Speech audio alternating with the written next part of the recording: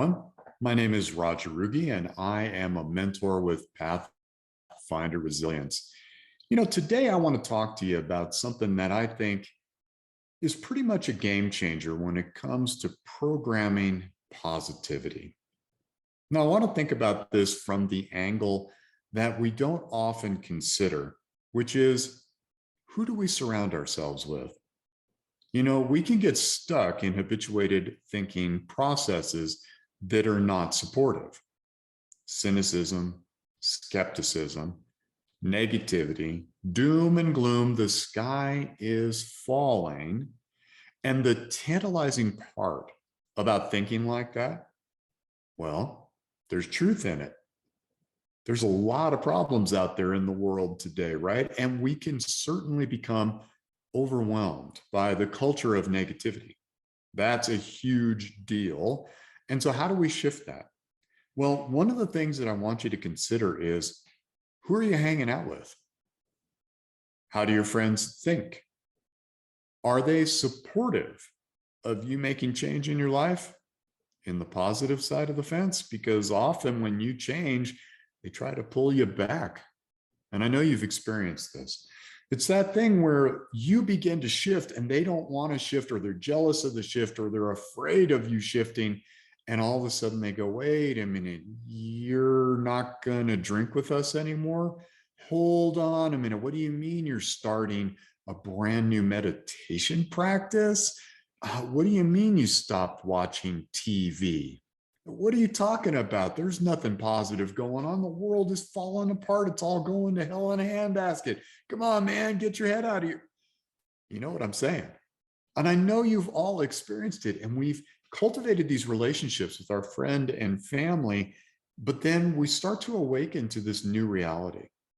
And we begin to want to think about, I want to shift, and yet these people are kind of holding me back a little bit. Now, it doesn't mean that these are bad people. They're just still playing the same program that you're beginning to break apart. And this is the challenge.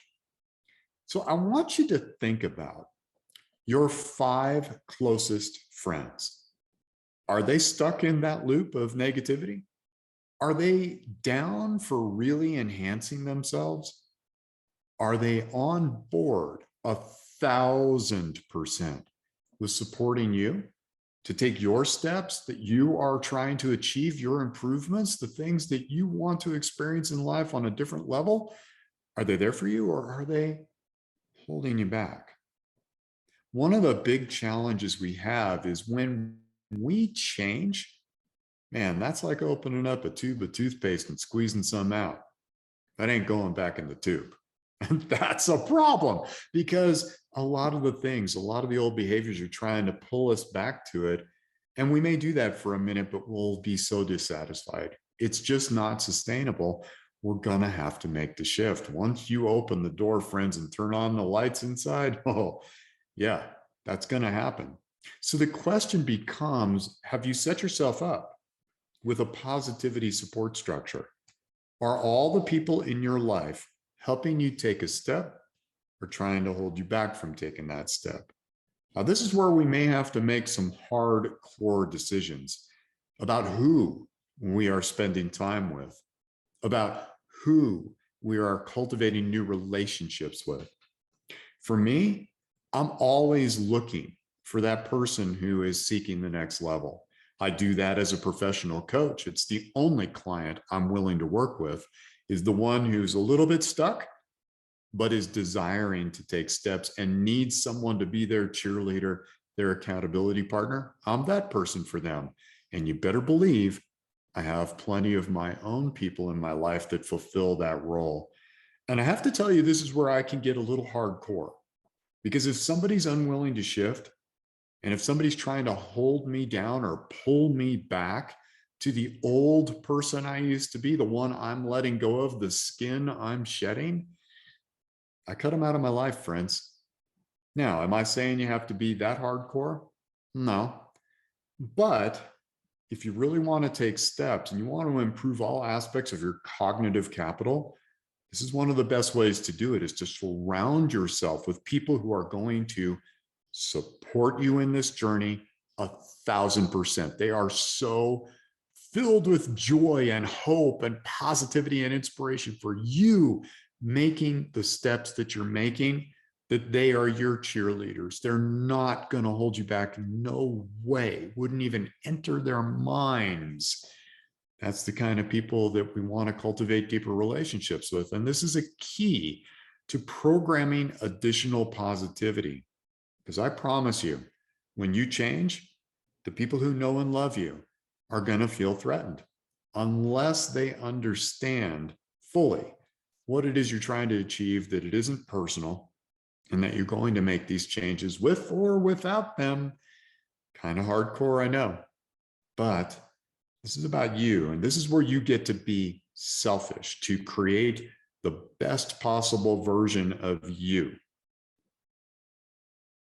Yeah.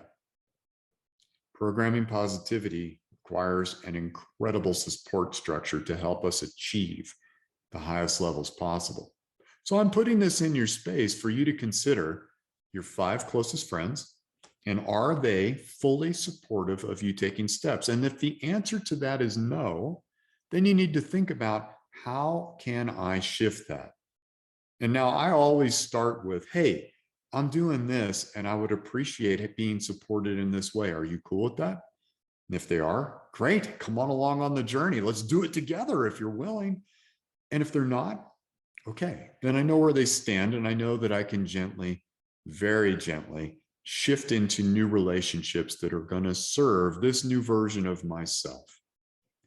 Something interesting that you'll also notice if you haven't been doing a lot of change in your life and you're beginning this process, you don't even have to really worry too much about those relationships, because what ends up happening is you take divergent paths and this just kind of gracefully separates.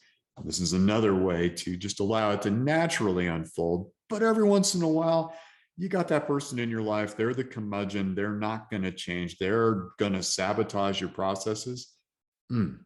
That's the one that we really need to cut out. This is a huge component to building positivity, and building positivity is probably one of the greatest accesses to improving cognitive capital that we have.